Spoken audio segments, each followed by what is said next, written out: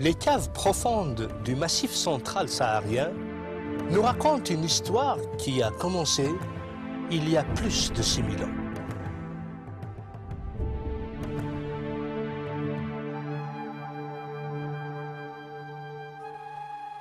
Une histoire de survie, de lutte contre les éléments, une histoire de découverte et de triomphe, de victoire et de déception. L'histoire d'un peuple qui a su capter l'essence de son identité, de la plier à volonté pour la protéger contre les menaces du temps. Un peuple, des tribus, une famille, les Berbères.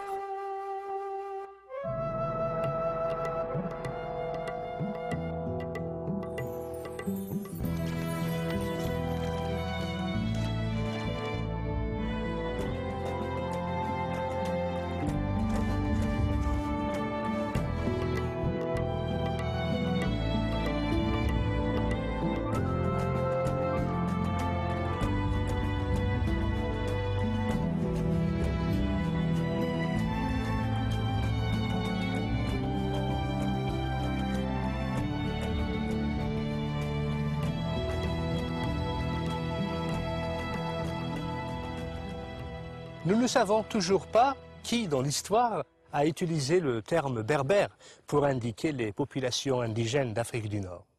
Peut-être les Grecs, en les désignant d'étrangers, ou encore les Romains, les appelant barbares.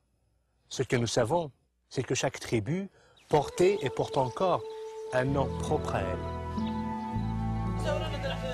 Alors que l'ensemble de ces tribus s'identifie au terme Imaziran, homme libre, un nom qui sauvegardera leur place dans l'histoire de l'humanité.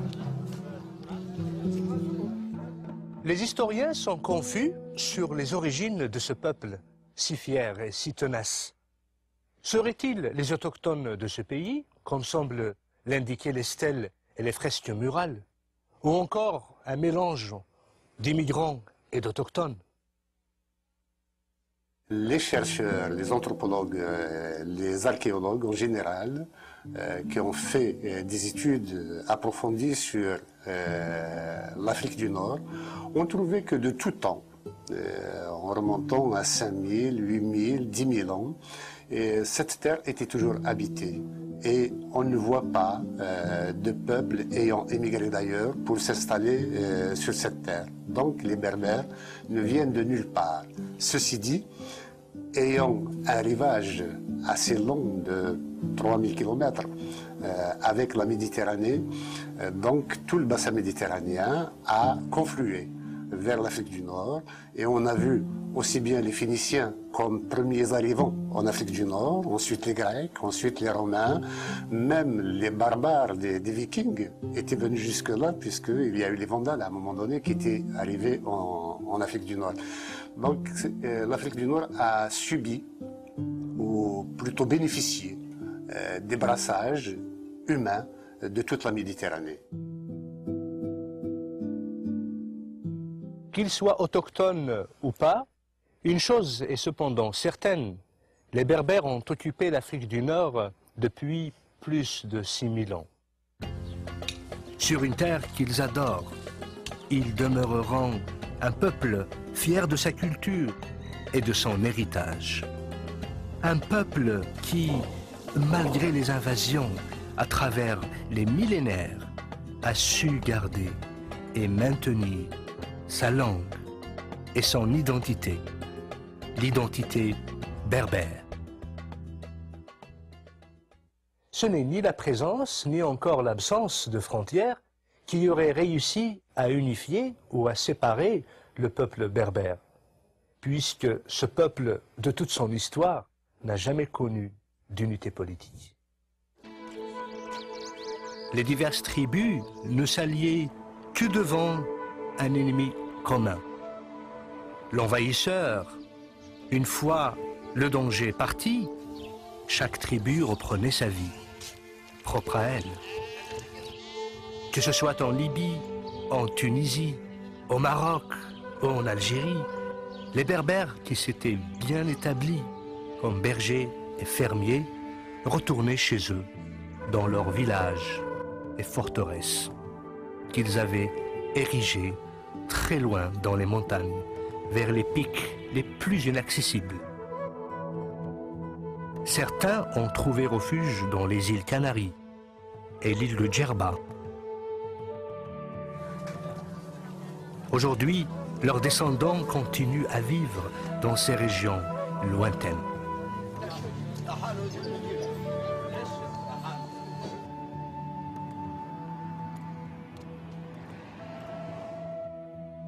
Dans les montagnes de l'Atlas et du Djurdjura, les Kabyles, les Mzab, les Chaouis. Au Maroc, les Berbères du Rif, les Chlah et les Souss. En Égypte, à l'oasis de Siwa, en Tunisie et en Libye. Les Berbères se sont dirigés aussi vers le sud du continent africain. Le Mali, le Niger, la Mauritanie, le Burkina Faso et le Sénégal. Toutes ces régions abritent les Touaregs, les Berbères du Sahara, les hommes bleus du désert. Mais si les Berbères n'ont pas connu d'unité politique, ils ont par contre connu l'unité culturelle, linguistique et artistique. Dans les signes géométriques qui garnissent leurs poteries, leurs tapis, leurs bijoux, signes mystérieux et inconnus qui cachent une histoire commune. L'histoire d'un homme, d'une femme, d'un peuple, l'histoire des Berbères. Notre histoire commence ici, à l'intérieur de l'espace africain, où les Berbères, pendant des millénaires, ont joui des avantages que leur procuraient la mer et les plaines d'un côté, les montagnes et le désert de l'autre. Notre histoire commence en Libye. La Libye a connu pendant des milliers d'années la population berbère la plus importante de toute l'Afrique du Nord. Nous identifions deux grandes familles de tribus libyennes, les Lébous, les Téméhous, mentionnées dans des inscriptions égyptiennes, datant de plus de 5000 ans. Ces inscriptions faisaient allusion aux migrations des peuples berbères en Égypte. Les tribus des Lébous vont finir par s'installer en Égypte, à l'est du delta. Ils payeront leur tribut aux autorités égyptiennes. Ils vont s'engager aussi dans l'armée. Des siècles plus tard, les Berbères vont finir par s'intégrer militairement, socialement, en Égypte. Ils vont prendre en autorité et en savoir-faire. Ils marqueront définitivement l'histoire de l'Égypte.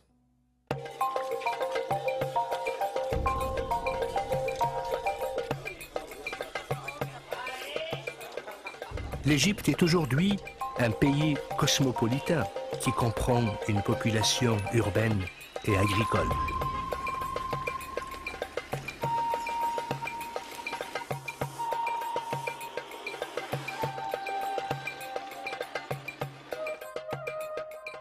Rien ne captive l'imagination comme les splendeurs de la civilisation égyptienne. Les pyramides de Giza, gardées par le grand sphinx. Les temples massifs de Luxor et de Karnak, garnis d'inscriptions diverses, détaillant avec précision les événements marquants de l'histoire de l'Égypte. L'Égypte des pharaons.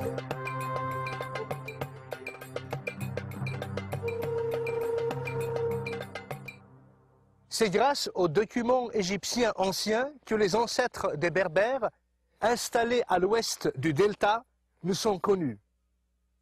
Il y a les Tehenou et les Temehou du 3e millénaire les Lebou et les Machewesh du 2e millénaire.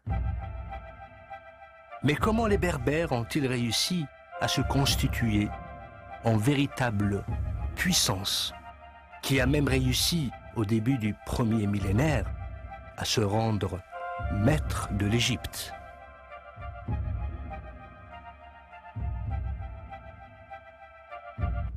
À la mort du pharaon Psusen II, l'Égypte était déjà en déclin. La corruption politique avait laissé le pays dans un état de désarroi.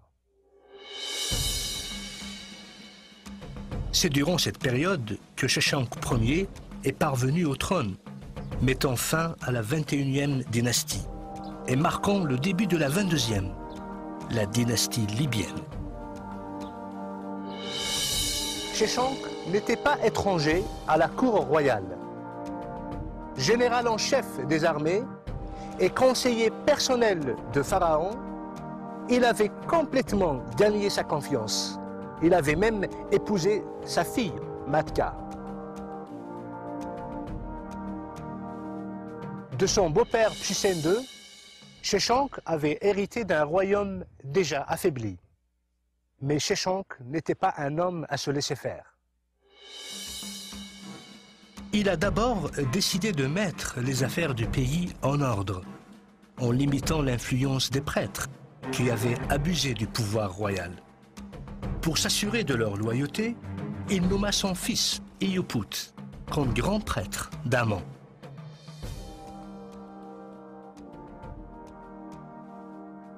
Sheshonq comprenait très bien que le pouvoir du pharaon dépendait du soutien de son peuple et de celui de la noblesse en particulier.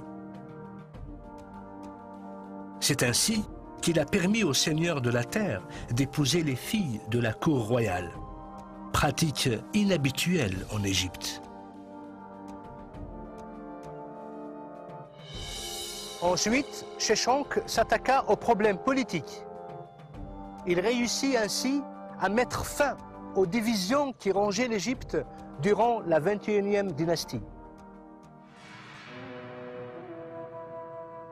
Il réunit une Égypte divisée entre Thèbes au sud et Tani au nord et établit ses fils dans des positions importantes, ce qui lui a permis d'exercer un pouvoir total dans les régions sensibles du pays.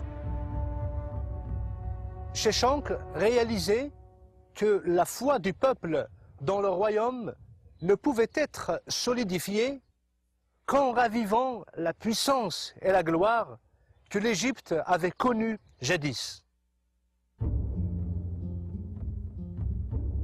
Il a repris alors une politique d'expansion et mena en Palestine une campagne victorieuse qu'il a commémorée et célébrée en entreprenant un programme de construction ambitieux dans le temple d'Amon-Ré à Karnak.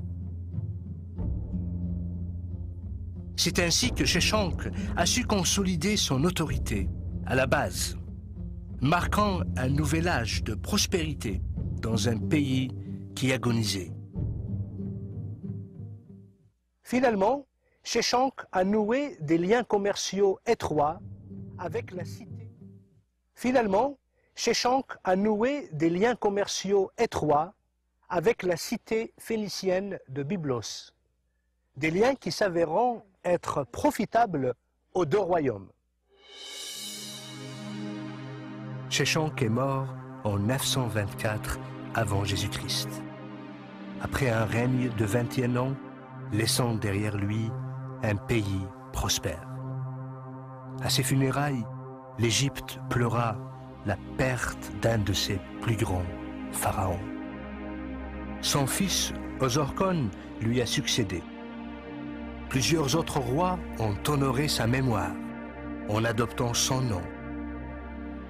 On se souviendra toujours de Sheshonq comme étant le roi qui a aidé l'Égypte à retrouver sa gloire et sa stabilité.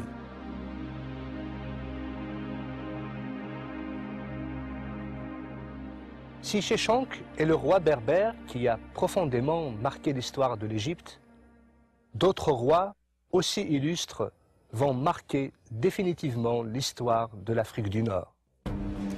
5 rois berbères vont passer de l'histoire à la légende. Ils se sont attelés à défendre l'identité de leur peuple et la souveraineté de leur territoire face à l'envahisseur romain.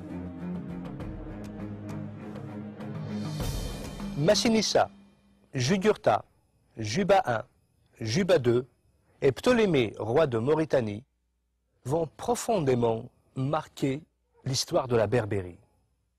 2 parmi eux se distingueront d'une manière particulière par leurs qualités exceptionnelles, par leur courage et leur probité. L'un d'eux s'est surpassé dans le combat et les conquêtes militaires. L'autre va se distinguer en promouvant la renaissance des arts et des lettres. Le premier est un homme de guerre, le second un homme de paix. Pourtant, ça sera l'œuvre du premier qui aura permis au second de propulser le royaume de Numidie vers l'apogée de sa gloire.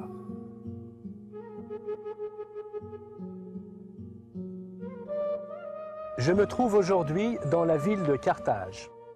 Carthage est une ville qui a joué un rôle primordial dans l'histoire des Berbères. La Carthage d'aujourd'hui est une ville en ruine, des ruines qui datent de l'Empire romain. Mais la vraie ville de Carthage, la Carthage phénicienne, est ensevelie sous les décombres romaines. Pourquoi? Parce que pendant 4 siècles, Carthage avait défié la puissance de Rome. Au 8e siècle avant Jésus-Christ, les Berbères et les Carthaginois ont établi des relations amicales. L'Afrique du Nord regroupait 3 royaumes berbères. Les Maures à l'ouest, les Masaciles au centre et les Massiles à l'est. Carthage, quant à elle, est devenue un centre de savoir et de culture. Une ville digne d'éduquer les princes et les rois. Ce n'est donc pas du tout surprenant que le roi berbère Massile Gaïa ait envoyé son fils Massinissa afin qu'il y poursuive ses études. Là-bas, Massinissa recherche une éducation d'aristocrate et par la même occasion tombe amoureux de Sophonisbe, la fille du général Asdrubal, nièce du général carthaginois Hannibal. Ces 2 jeunes gens décident de se marier, union qui ne manquera pas de solidifier les relations entre le royaume massile et Carthage. Malheureusement, un nouveau conflit éclate entre les Romains et les Carthaginois avant que le prince berbère et la princesse carthaginoise puissent célébrer leurs noces. À la demande du grand Hannibal, le roi berbère Gaïa envoie son fils Massinissa à la tête de l'armée massile prêter main forte aux Carthaginois en Espagne. Au combat, Massinissa reçoit une nouvelle tragique. Son père est décédé et son oncle a usurpé le trône. Massinissa ne tarde pas à réagir. Il débarque immédiatement dans le pays des morts, dont le souverain lui fournit une escorte de 4000 cavaliers. Coup de théâtre. L'oncle de Massinissa, à son tour, meurt. Son fils, Lacumaces, lui succède. Trop jeune pour le trône, son tuteur Mazétul va prendre à charge les affaires de l'État. Il va ainsi demander renfort à Syphax, le roi des Masaciles, ennemi juré de Gaïa. À la première bataille contre l'armée de Lacumaces, Massinissa est vainqueur. Il va accorder la grâce à Lacumaces.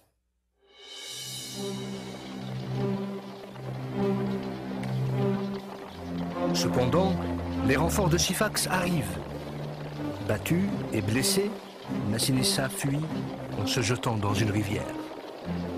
Le croyant mort, Syphax arrête la poursuite. À peine rétabli, Massinissa repart à la conquête de son royaume. En apprenant que le roi est toujours vivant, les Berbères s'unissent à lui.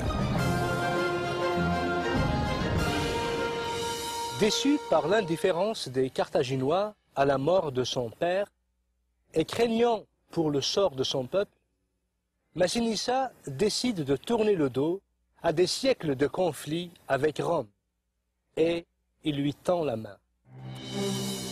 Dans un acte de vengeance, Syphax rentre alors à Carthage et obtient la main de la princesse Sophonobie. Finalement, en 203 avant Jésus-Christ, Massinissa finit par vaincre et capturer Syphax. Il s'empresse aussitôt de se rendre à Cirta, où il retrouve sa bien-aimée. Il lui promet de la sauvegarder du sort réservé aux prisonniers des Romains. Pour ce faire, il décide de l'épouser. Cependant, le général romain Scipion ne fléchit pas. La reine Massaécile doit être remise aux Romains.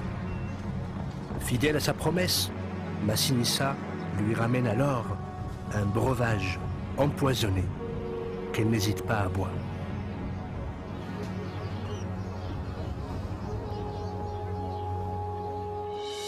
Le jour suivant, devant l'assemblée des troupes, Scipion décerne à Massinissa le titre de roi et lui remet la couronne et le sceptre. Durant les 53 années de son règne, Massinissa va s'occuper à organiser et à enrichir son royaume. À Cirta, la nouvelle capitale du royaume, il va installer une cour royale digne des monarchies hellénistiques. Cirta va devenir un centre prospère du royaume massile. Cependant, Massinissa ne va pas négliger le reste du pays. Il va développer l'agriculture. Avec sa stratégie et son savoir-faire, l'Afrique du Nord va devenir le grenier à blé de Rome. Il bâtira ensuite une puissante flotte marchande et militaire. La flotte marchande garantira une économie stable au pays. Celle militaire garantira la sécurité des frontières. L'œuvre de Massinissa est considérée grandiose. À sa mort, son royaume s'étend de l'Algérie jusqu'en Libye. En guise de reconnaissance, le peuple élèvera en sa mémoire un temple à Douga.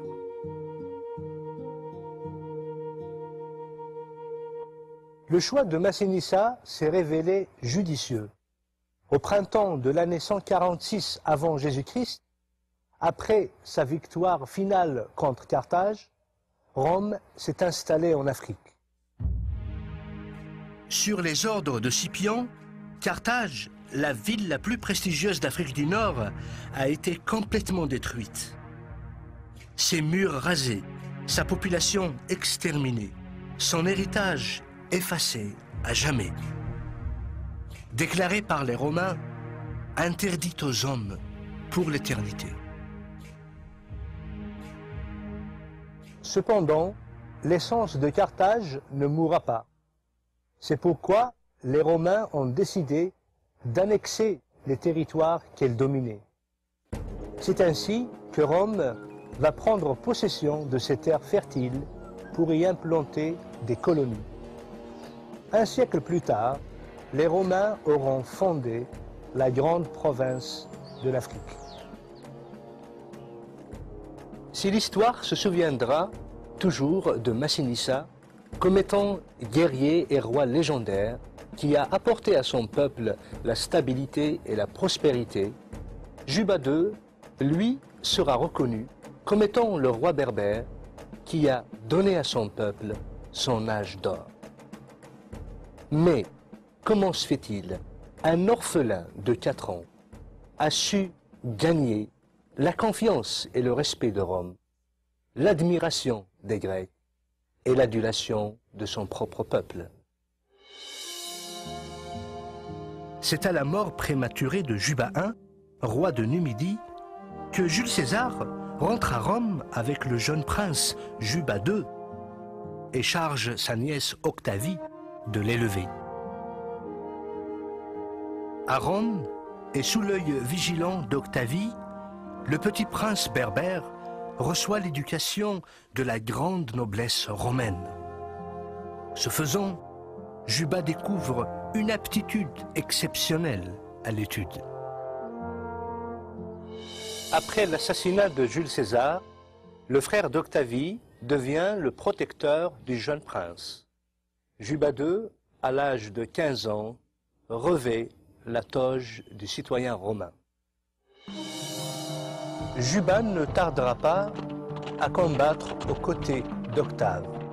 Il participera d'ailleurs à la fameuse bataille d'Actium, où la reine d'Égypte Cléopâtre et le général romain Marc-Antoine seront vaincus.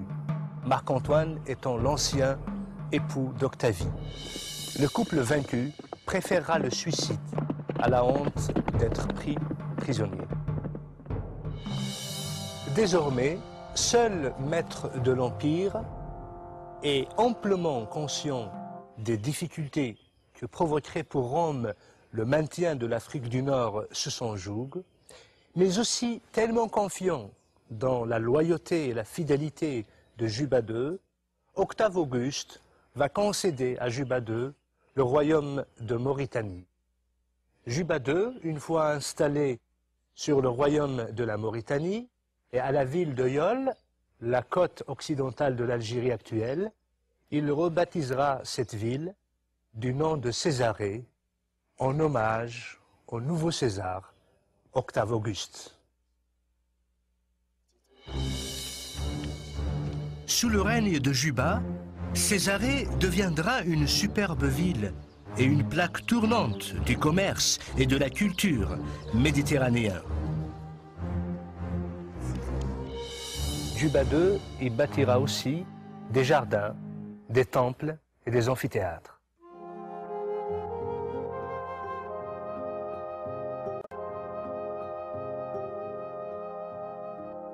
Juba II s'emploiera aussi à enrichir son royaume en encourageant le développement de l'agriculture.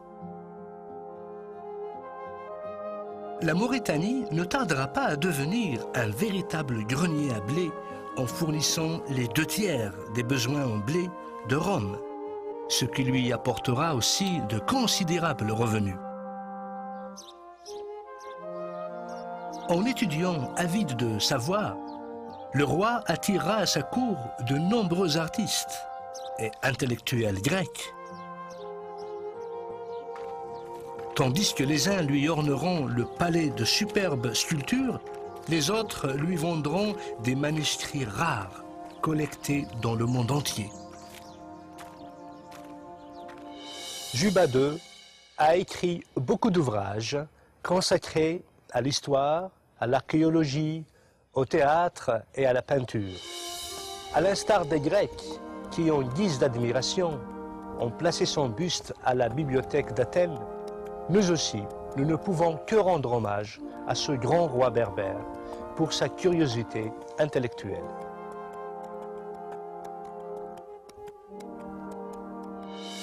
Destin fabuleux et admirable que celui de ce jeune prince berbère, prisonnier des Romains, qui a su plier sa destinée pour devenir l'un des rois les plus brillants de son époque. Juba II a su réunir et diffuser les composantes de la culture méditerranéenne. Il reste pour son peuple un sujet d'admiration et de respect. Juba II est l'exemple idéal de ce que la royauté a de mieux à offrir.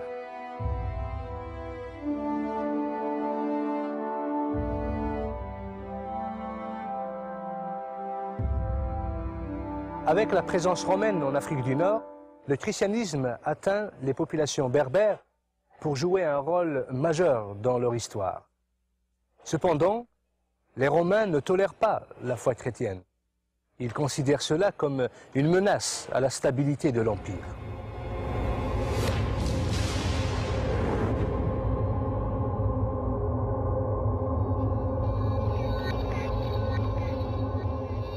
La croyance en la foi chrétienne coûtait cher aux Berbères. Persécutés, torturés à mort, les Berbères comparaissaient quasiment tous les jours devant les tribunaux romains. Décapités, livrés dans les amphithéâtres aux bêtes féroces, brûlés, crucifiés. Malgré tout, les Berbères chrétiens sont restés fermes dans leur foi. La souffrance et la torture ont ouvert grand les portes à un réveil accompagné d'une grande détermination à tenir ferme. Ainsi, les Berbères ne vont pas uniquement donner un grand nombre de martyrs à la foi chrétienne, mais aussi la crème des philosophes et des penseurs qui vont par la suite consolider la chrétienté et défendre la foi face aux persécuteurs et face aux hérésies. Tertullien, Saint Cyprien et Saint Augustin laisseront leur marque sur l'histoire du christianisme. C'est à cette période noire de persécution de l'Église en Afrique du Nord que naquit à Carthage Tertullien. Tertullien, un des pères de l'Église d'Afrique du Nord, était doté d'une formation de jurisconsulte. Il s'intéressera aussi à d'autres disciplines, la poésie, la philosophie, l'histoire. Il va étudier les Grecs et les Latins. Il est d'une érudition remarquable. Il va par la suite défendre l'Église et la foi face aux persécuteurs et face aux hérésies. Tertullien est parmi les hommes prépondérants de l'Église en Afrique du Nord. Il est un témoin fidèle et courageux de la foi chrétienne.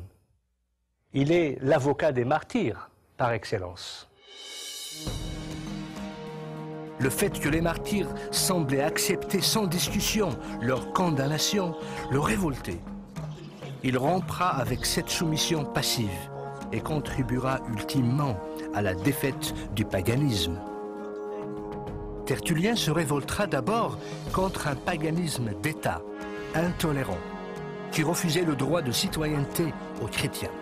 Ensuite, contre une hiérarchie ecclésiastique qui faisait des concessions et se compromettait avec les puissances du siècle. Tertullien est considéré comme le fondateur de la théologie biblique. Il est parmi les pères de l'Église qui marqueront considérablement l'histoire de la chrétienté.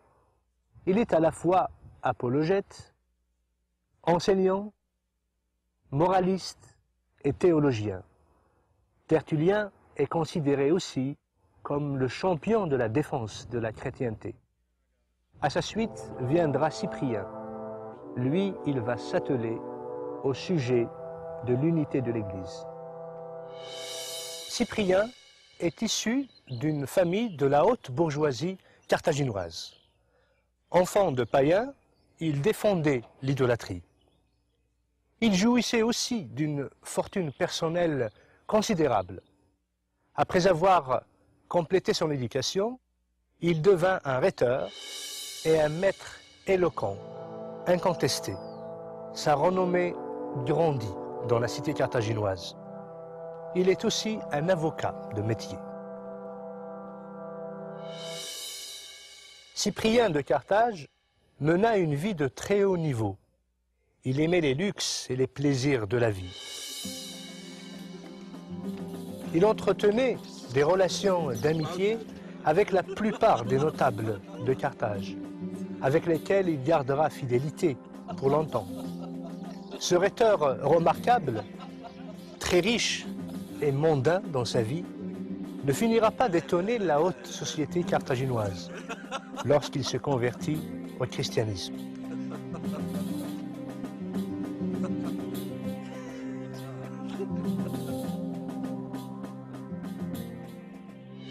Une fois converti, Cyprien va distribuer toutes ses richesses aux pauvres. Dans un de ses traités, Saint Cyprien explique sa conversion. J'errais à l'aveugle dans les ténèbres de la nuit. Je flottais à la dérive, ignorant de ma vie, étranger à la vérité et à la lumière. Cyprien est élu évêque de l'église de Carthage. Il prendra ainsi la charge de l'église et occupera une place de prééminence dans l'ensemble de l'église d'Afrique.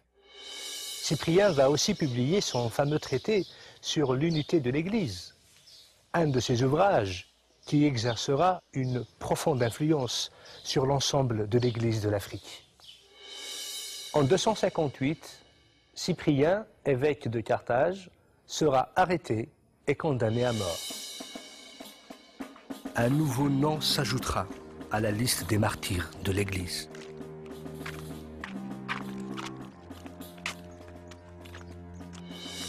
Lorsque Constantin devient empereur de Rome, il manifestera une attitude bienveillante envers l'Église. Ainsi, la religion chrétienne, devenue officiellement une religion de l'Empire, reconnue, la persécution envers les chrétiens va cesser.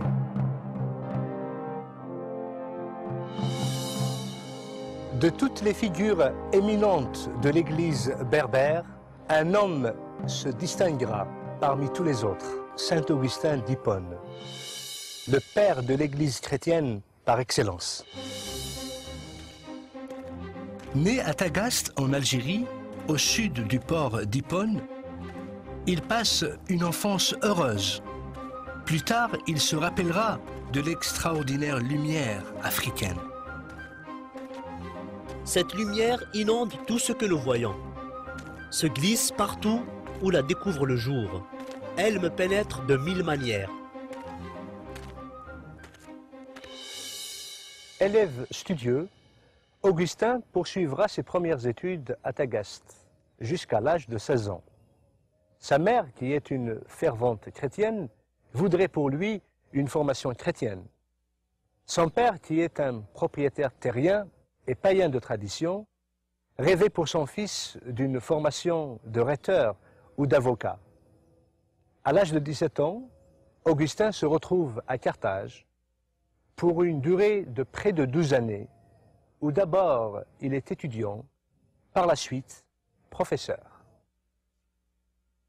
En 383, Saint Augustin s'établit à Rome. Par la suite, il obtient un poste de rhéteur à Milan.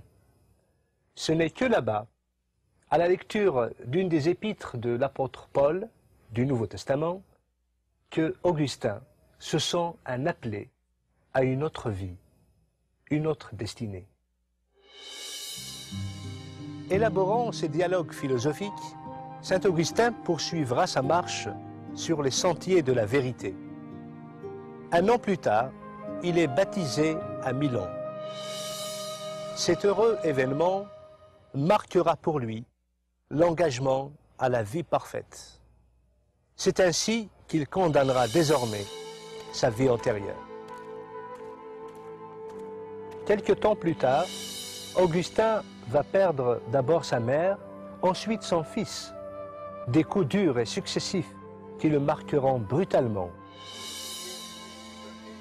Par la suite, une fois installé à Tagaste, Augustin va renoncer à tous ses biens et à sa vie antérieure pour servir désormais Dieu.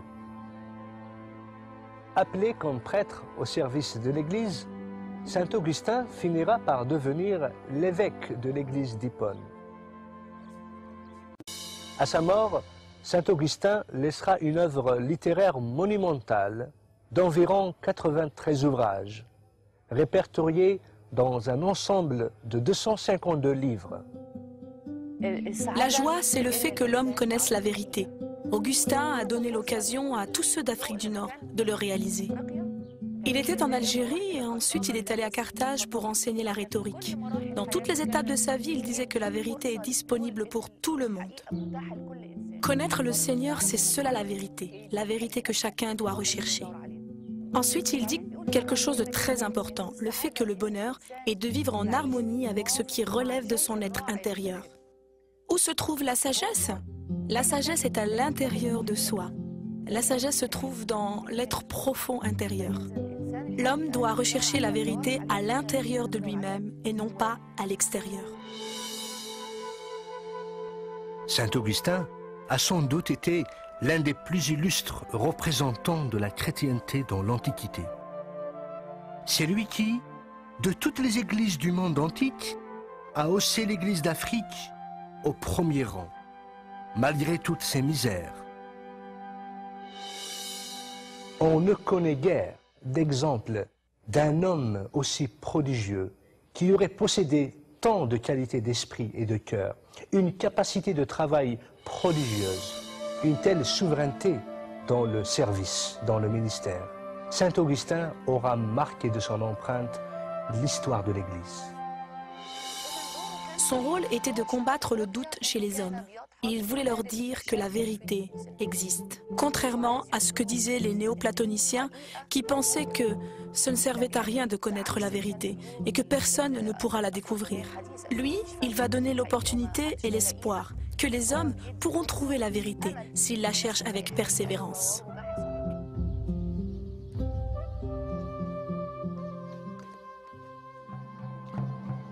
Pendant des millénaires, les Berbères ont joué un rôle critique sur la scène de l'histoire. Ils ont été capables de survivre et même prospérer, aussi bien sur leur propre terre que dans de lointains pays étrangers. Ils ont aussi offert au monde de grands philosophes, de grands penseurs, de grands rois.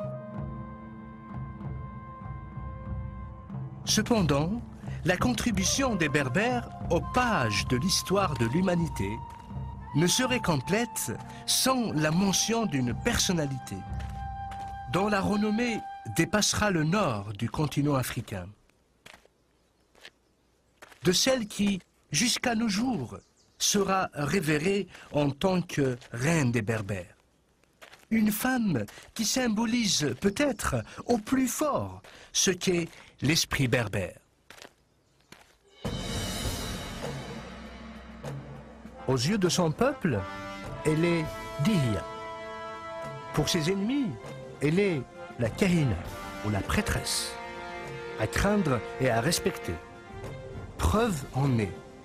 Les envahisseurs arabes qui commençaient à se rapprocher venant de l'Est ont compris que l'Afrique du Nord ne tomberait pas entre leurs mains qu'à la défaite d'un ennemi aussi redoutable.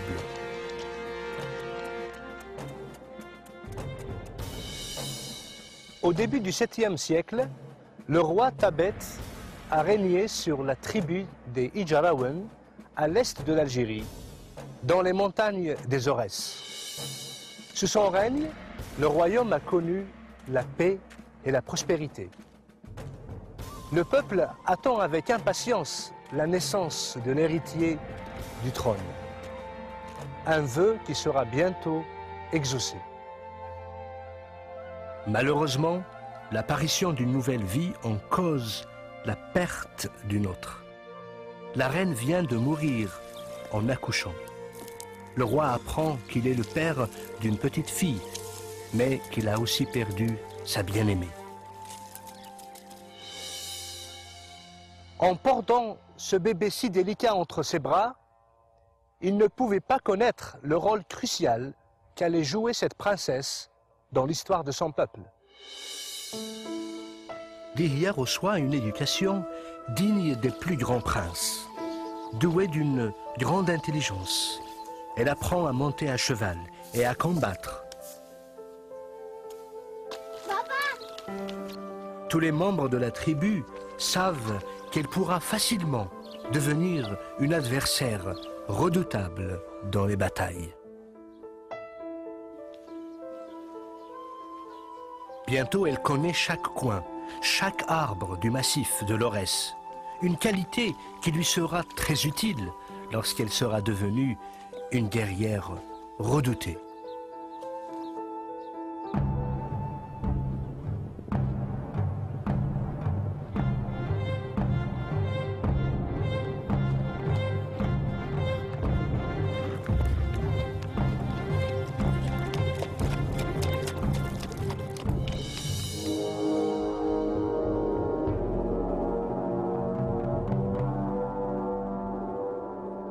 Très loin, à des milliers de kilomètres du pays berbère, en Arabie, des événements dramatiques allaient influencer le cours de l'histoire.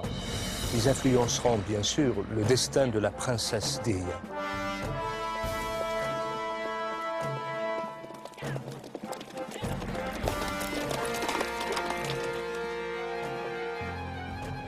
Avec l'apparition de l'islam, les Arabes commencent la conquête de l'Ouest. Vers la fin du 7e siècle, les premiers guerriers arabes arrivent en Afrique du Nord. L'Égypte d'abord tombe entre leurs mains, puis la Libye, suivie de la Tunisie.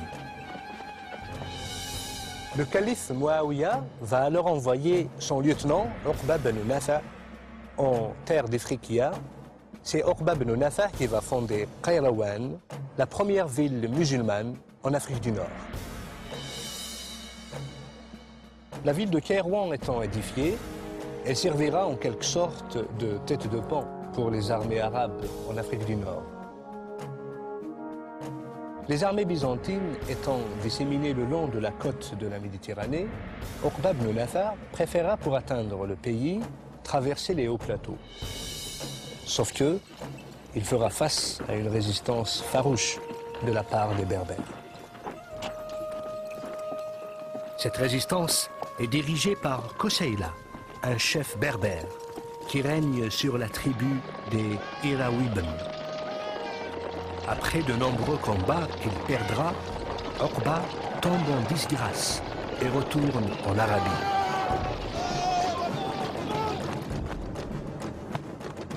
Lorsqu'un nouveau calife s'empare du pouvoir, il envoie Uqba de nouveau à la tête d'une puissante armée pour conquérir le continent africain. Cette fois-ci, Uqba est mu par un désir de vengeance personnelle. Il est un homme à ne pas se laisser battre. Sentant la menace s'approcher, Koseila va demander de l'aide aux tribus des Ijarawan. Tabet arrive à la tête de l'armée, accompagné de la princesse Dihya. Le choc a eu lieu à Tehouda et la chute de Kairouan prouvera une victoire glorieuse pour les Berbères.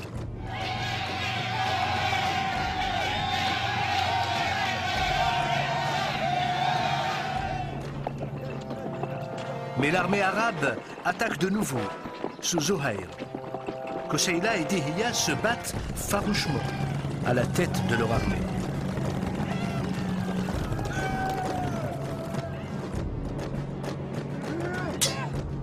Malheureusement, cette bataille coûte cher.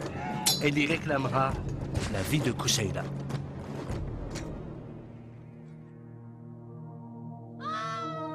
Comprenant que leur chef est mort, les cavaliers se rallient autour de Dihya.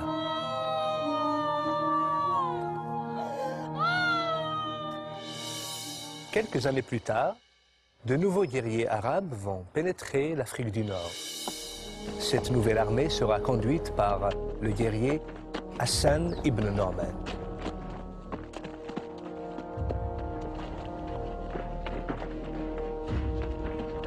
Les armées arabes vont reprendre la ville de Kairouan. Ils vont aussi s'accaparer de Carthage. La chute de cette cité annonce définitivement la fin de la présence des Byzantins à Carthage. Une nouvelle ville va être édifiée. C'est la ville de Tunis.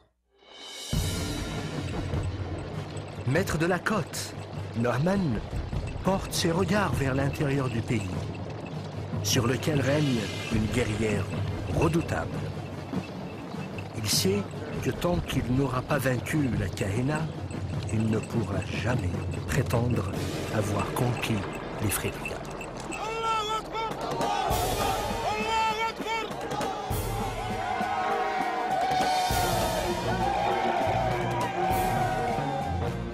Il se dirige donc avec son armée vers l'Aurès.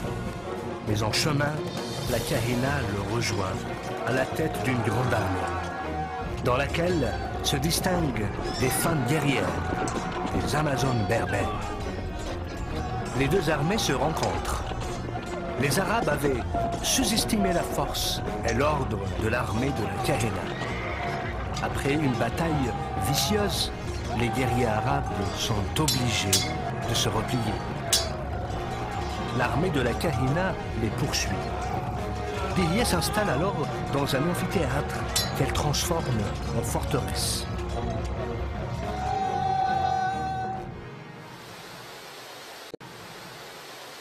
Cependant, l'armée arabe ne va pas tarder à revenir. Alors Kahina décide de mettre le pays à sac en poursuivant ce que l'on appelle une politique de terre brûlée, espérant ainsi que les Arabes la laisseraient tranquille. Ce que Kahina ne réalisait pas, c'est que l'ennemi n'avait pas uniquement pour objectif la conquête territoriale. Fatigué et mécontent, le peuple conteste ce qu'elle a fait.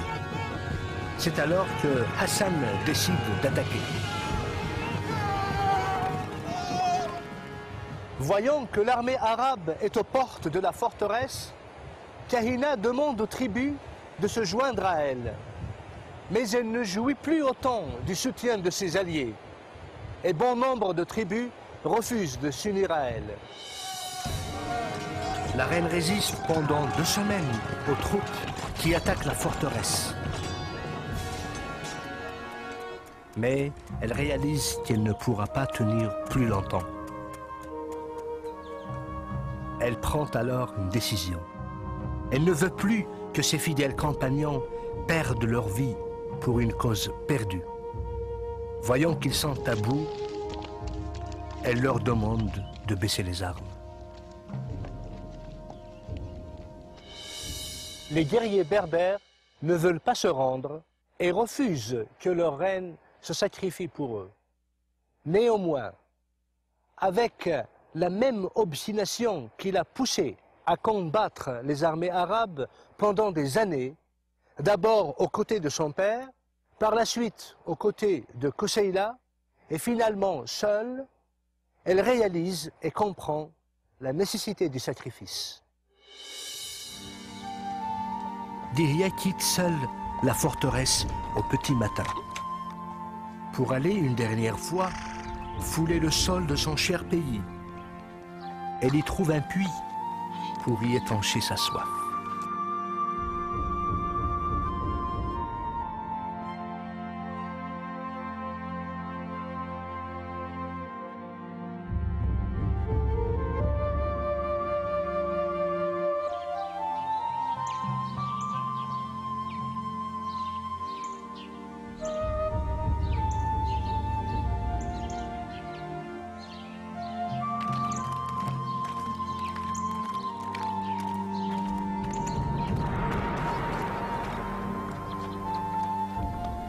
C'est là-bas que Hassan la retrouve. La Kahina, reine des Berbères, qu'il avait combattue plus farouchement que n'importe lequel de ses adversaires.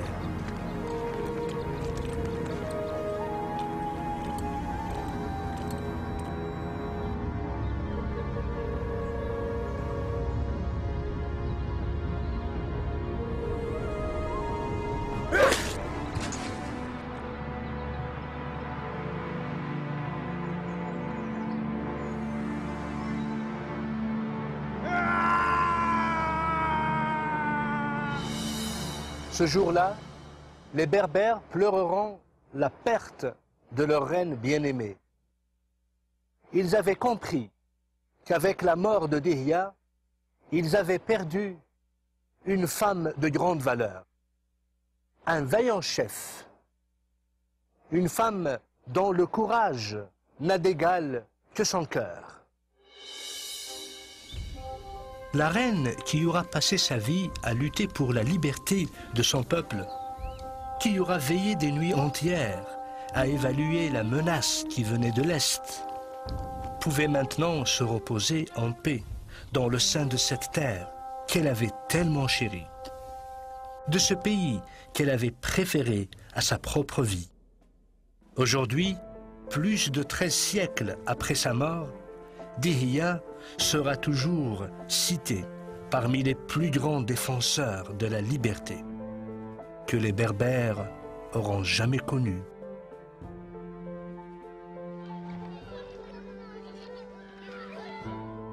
Malgré la victoire finale des Arabes, l'héritage de Dihya demeure vivant jusqu'à nos jours. Héritage qui s'exprime par la survie même du peuple berbère. Son désir persistant de maintenir son identité et sa culture. Sa langue, unique au monde. Ses symboles, ses dessins. Par tout ce qui fait de lui le peuple berbère. En émigrant dans un pays étranger, ils ont été facteurs de prospérité à la civilisation égyptienne. À travers la bravoure et les brillants stratagèmes de leurs rois légendaires, ils ont survécu les terribles conséquences des guerres puniques, suivies de siècles de domination romaine. À la cause chrétienne, ils ont offert nombre de martyrs, sans pour autant abandonner leur foi.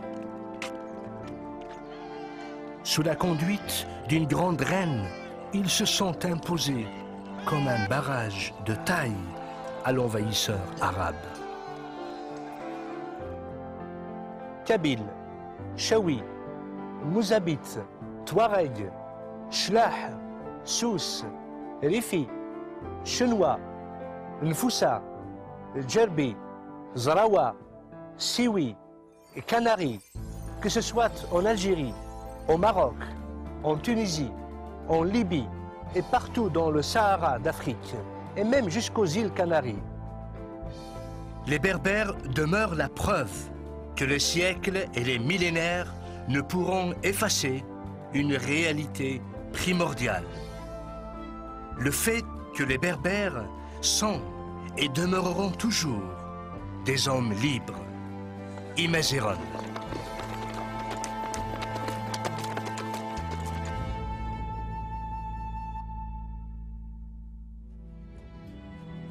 Si vous avez aimé ce programme et de tels programmes et que vous voulez les voir par la suite, si vous avez des questions ou des commentaires à faire, écrivez-nous sur ce site que vous voyez sur votre petit écran et nous aurons le plaisir vraiment de vous répondre et de vous aider.